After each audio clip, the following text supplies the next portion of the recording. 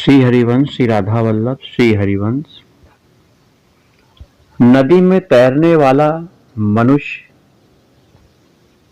उसके लिए सबसे आवश्यक काम होता है हाथ और पैर से नदी के जल को फेंकते जाना, निरंतर जल को काटते रहना। तभी यह तैराक नदी के पार जा सकता है। यदि वह जल को फेंकेगा नहीं, काटेगा नहीं, तो वह डूब सकता है। इसी प्रकार इस महाभयावनी दुरस्तर माया नदी को तैरकर जो उस पार जाना चाहता है, अर्थात जन्म मृत्यु जरा व्याधि के चक्कर से मुक्त होकर भगवान के घर जाना चाहता है, उसे अहंकार और विषय आसक्ति रूपी जल को बराबर अलग फेंकते रहना चाहिए। अहंकार और आसक्ति रूपी जल से ही यह माया नदी भरी हुई है। जो अहंकार और आसक्ति को दूर नहीं फेंक सकता, इसका त्याग नहीं करना चाहता है, वह इस माया नदी के जल में रमकर डूब जाता है और डूबा ही रहता है।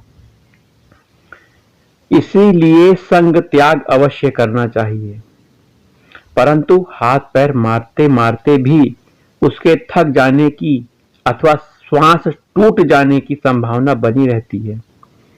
इसलिए बीच बीच में ऐसा सहारा चाहिए जहां कुछ देर ठहरकर वह विश्राम ले सके। इस संसार रूपी माया नदी में भी केवल संग त्याग से काम नहीं चलेगा, इसमें भी विश्राम स्थल आपको चाहिए। वे विश्राम स्थल कौन हैं? संत महात्माओं के सुधामय वचन, अमृतमय वचन ही विश्राम स्थल हैं, जिनके सहारे से नवीन बल प्राप्त होता है हमें, और इसी बल से मनुष्य इस माया समुद्र के पार पहुंच सकता है। वास्तव में संत सेवी साधक को अपने बल से तैरना पड़ता ही नहीं है। वह तो संत महानुभाव की कृपा रूपी सुदृढ़ जहाज में बैठ जाते हैं और जहाज में बैठकर अनायास ही उस पार निकल जाते हैं। इसलिए महानुभाव संत महात्माओं की सेवा हमें करनी चाहिए। उनके सेवा भाव से हमारा कल्याण होगा। श्रीमद् भागवत में भगवान ने कहा है, जल में डूबते हुए लोगों के लिए दृढ़ नौका के समान इस भयंकर संसार सागर में गोते खाने वालों के लिए ब्रह्मवेत्ता शांत चित्त संत महात्मा ही परम अवलंबन है, परम सहारा है। महानुभाव संत महात्माओं की सेवा से पाप ताप का नाश होता है, मोह का अनायास ही नाश हो जाता है। जिस प्रकार भगवान अग्निदेव का आश्रय लेने पर शीतलता, ठंडी, भय, अंधकार तीनों का नाश होता है, इसी प्रकार संत महात्माओं के सेवन से पाप रूपी शीत, जन्म मृत्यु रूपी भय और अज्ञान रूपी अंधकार, ये कोई भी नहीं रहते।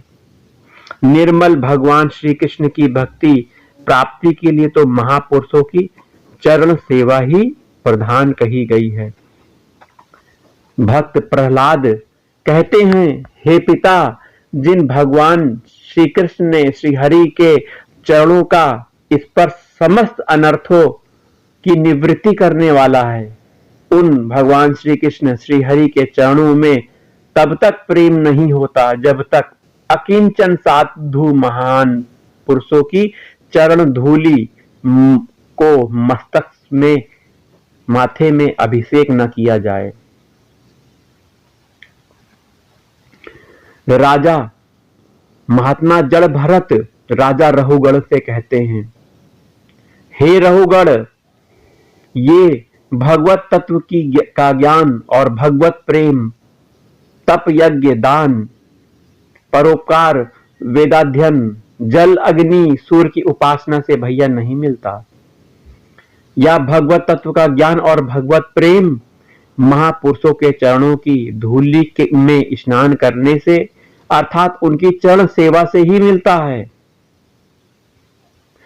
हमें यह स्मरण रखना चाहिए कि महापुरुषों की सेवा का अर्थ केवल उनके समीप रहना या उनकी शरीर की सेवा करना ही नहीं है। उनकी सेवा और उनका सुख उनकी आज्ञा का पालन है। और संत महात्मा यही आज्ञा करते हैं कि नित्य भगवान के नाम में, भगवान के रूप में डूबे रहो, उनका चिंतन करते रहो। संत महात्माओं की आज्ञा यही सबसे बड़ी सेवा है। उन जब तक हम उनकी आज्ञा के अनुसार क्रिया नहीं करते, उनके इशारे पर नहीं चलते एवं उनकी रुचि के अनुसार अपना जीवन निर्माण नहीं करते, तब तक सेवा में त्रुटि ही रहती है। हमें ऐसा समझना चाहिए। इसलिए इस बात को समझकर सदा सर्वदा महानुभाव संत महात्माओं की सेवा करनी चाहिए। परंतु इसमें ममता एक बड़ी बाधा है। ममता के बंधन से संत सेवा ही नहीं हो सकती। घर मेरा, शरीर मेरा, परिवार मेरा, धन मेरा, ये संबंधी मेरे, मकान मेरा, जमीन मेरी, पद प्रतिष्ठा मेरा, इस प्रकार मेरे मेरे के अनगिनत बंधनों में जीव बंधा हुआ है। इन ममता के बंधनों को तोड़ना होगा। अवश्य ही सत्संग और संतों की सेवा रूपी दिव्य मणि के दीपक से यह ममता का अंधकार कट जाएगा। ममता रूपी अंधकार की रात्रि कट जाएगी। पहले संत संग में जाने के लिए हमें प्रयास करना चाहिए। भगवान की कृपा से संत संग प्राप्त होगा। संत संग यदि मिल गया तो उनके वचनों को हमें सुनना है, सुन के इसका चिंतन करना है और सबसे बड़ी बात, इसको अपने जीवन में धारण करना है। तभी यह ममता रूपी अंधकार खत्म होगी। जिस शरीर को मनुष्य मेरा ही नहीं वरन मैं कहता है, वह भी नष्ट हो जाता है। आप इस शरीर को मेरा कहते हो, ये शरीर एक न एक दिन खत्म हो जाएगा।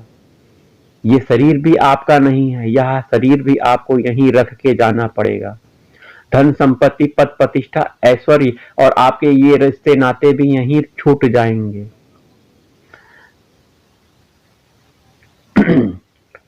ये भी नष्ट हो जाएगा, ये शरीर नष्ट हो जाएगा, सब नष्ट हो जाएंगे। तब फिर अन्य वस्तुओं में मेरापन समझना आपकी मूर्खता ही तो है।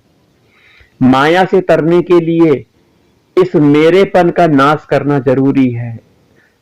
सभी जगह से ममता को भगवान के चरणों में रख दो और ये कहने का चालू कर दो कि भगवान मेरे हैं।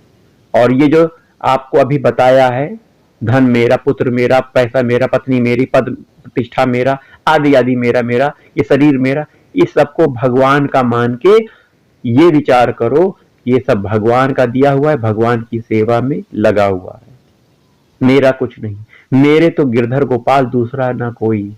ये चीज आ जाएगा तो आपकी ममता चली जाएगी और आप माया से तर सकते हो। माया से तरने के लिए हमें क्या करना चाहिए?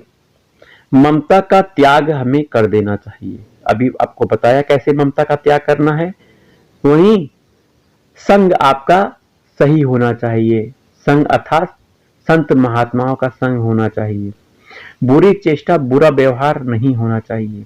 अर्थात आपके अंदर यदि काम की भावना, क्रोध, लोभ, ईर्ष्या, मद मत्सर जैसे विकार हैं तो इससे आपको बचना चाहिए और नित्य भगवान का चिंतन, भगवान के नाम का जाप करना चाहिए। इस कलयुग में नाम से बड़ी सेवा कुछ नहीं है। भगवान का नाम नित्य जाप करिए, ये भगवान की बहुत बड़ी सेवा है।